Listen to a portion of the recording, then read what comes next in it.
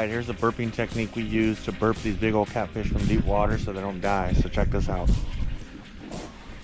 So he's a big fish. We're gonna weigh him as well, but we take this drag weight.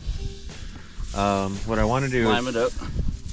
is cut the ends off this and just make it a tube so the air comes out, but we haven't done that yet, so we're just gonna use a drag weight. I like to rest.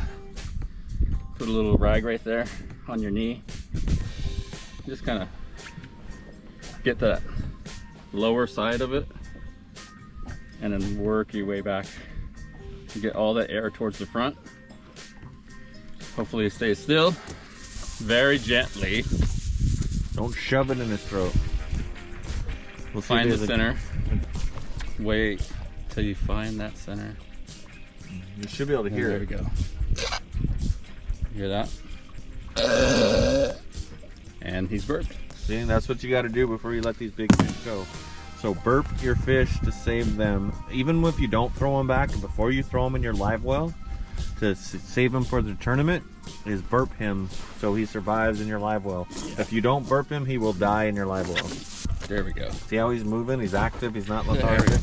He's burped. So now we're going to let this guy go. So we're going to let him go and make sure he swims off. Drop him down.